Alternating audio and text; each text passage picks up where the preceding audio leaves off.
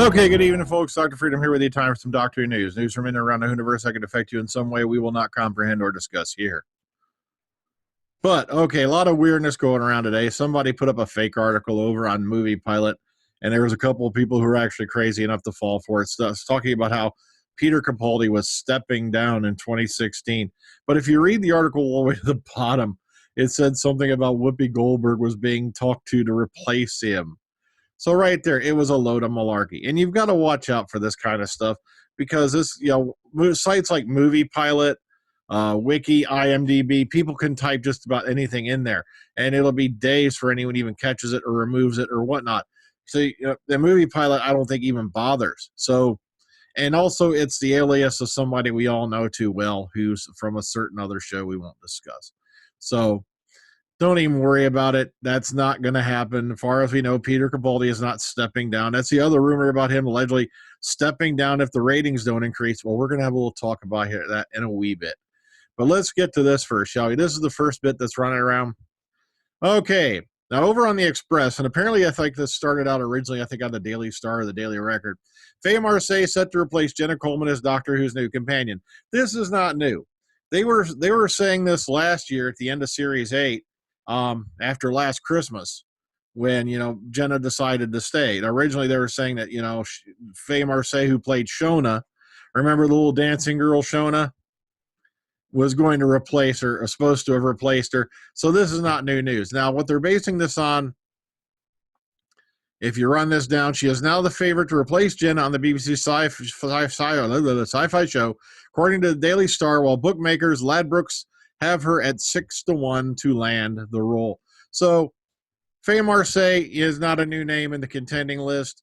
She's been there since last year when she played Shona in Last Christmas. So, take this one with a pinch of salt but then again, 6-1's not bad odds, but still. All right, moving on. All right, for you folks who have not seen these yet, here's the Next Time trailer and the TV trailer for Woman Who Lived. I figure I'd better throw them back up here again in case, in the midst of all the melancholy and the fact the show's dying, you might have missed these, okay? Very good stuff if you want to watch them. Moving on, Before the Flood official rating. Now, remember, this is Before the Flood. Consolidated rating of 6.05 million viewers. The rating was issued by the BARB, blah, blah, blah, but does not, let me stress this again, does not include those watching via iPlayer. It was the 8th most watched program on BBC television, 2nd overall on that Saturday, and the data is not yet available for the ITV+1, but Doctor Who is expected to be around 21st of the week. But the thing is, once again, top of the week was Great British Bake Off, blah, blah, blah, who cares? But once again, 6 million, not that bad. That's not nothing to worry about, and that's also, keep in mind, the freaking rugby's still on. And notice how this number's going to start shifting up. Now that England's out of the running, I think that's part of it. But okay, there's still some folks watching that rugby stuff. It's not my thing. That's not my bag. But okay, Girl Who Died got a rating of AI of 82. Now, why it dropped, I want to know, because you'd think with Maisie Williams on there that the score would have probably went up. But still, 82 out of 100 ain't bad, but I was expecting more. Okay, now look at these. Now, you folks who've been following me for a while, you know what Australian ratings usually land in on ABC, right? The Girl Who Died debuted in Australia, averaging, now look at this, 501,000 viewers. How many times have I hit a number that big reading these off on this show? That's 500,000 people watched it, and that's the overnight. The second highest rating ABC drama of the day, 13th highest rating program of the day overall, and that does not include regional or time shifted. Meanwhile, Under the Lake, with time shifted viewers, 612,000 viewers. With 182,000 extra viewers, it was the highest time shifted program of the day and the 8th highest rating program of the day overall in Australia. And yet they're telling you the show is failing. It's dying. It's going to croak. I'm trying to find the BBC America figures. I have not seen them pop up here in a while, which is strange. So, but I'm also trying to find Canada Space because they've usually been doing spectacular there as well. So once I have those, I'm going to put them up for you, okay? Okay. Series 9, Woman Who Lived teasers. And remember, these are not really spoilery. These are lines that could have been said by anybody. We don't know what context they're being said in or anything like that. Today is the day I should have died. Life expectancy is 35 these days. Last time I saw you, you were founding a leper colony.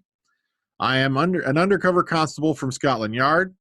The pteroleptal surgeons, scientists, inventors, composers, fantastic CVs. All you see is a ghost. He doesn't know about you, only the artifact. What do you say, Dad? He loves you, and they're coming through the rift. Okay, now, if you want some images for this particular episode, here's some really good ones over on Blockter. So please go check these out. Some really nice, good. The reason I'm including the Blockter one is because so far he's the only one that included these 2 shots right here of Capaldi with the guitar. So, okay, behind the scenes on The Girl Who Died. These are all the little Maisie Cam updates. Please watch these. These are funny. These are worth a giggle. I was really glad they did these. It was a laugh. It was a hoot. Okay, Karen, this is for you folks who haven't heard about this, but Karen Gillan wrote, directed, and starred in a short film. She's called Conventional. It's only 9 minutes, but it's a horror actress that's dealing with her fall from stardom, as they say here. And if you want here, boom, right here, here it is. Okay, and lastly for today, sadly, we lost Neville Jason.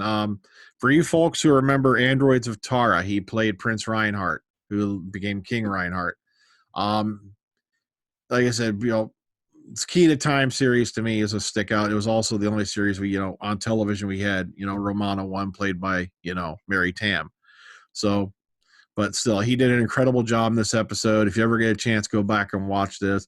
Also appeared in many other UK TV dramas, theater, and whatnot. But please go check out. If you haven't watched Androids of Tara, please do so. Incredible actor, and it's he passed at the age of 81. Good run, but still sad to hear that he's left us. Okay, so once again, the ratings debacles resurfaced, but as you see, there's light at the end of the tunnel. And I knew people were going to start jumping off the top of the nearest skyscraper because the ratings weren't going up fast enough. And once again, we have to deal with the Rugby World Cup tournament still, even though that, I don't know, somebody explained it earlier in the comment box. You see, I don't know a whole lot about rugby. I don't watch it. I don't even watch American football. Okay? So it was kind of bad when I found out about how Michigan State lost. Man, it's like, I don't even watch football, but apparently it was so bad even I heard about it. But you know how that goes if you're into that thing. Okay, so that's about all I got for you. Once again, keep your chins up. Don't believe it unless you hear it from the Beeb. Until next time, have a good one. Take care. Ta-ta. Bye-bye.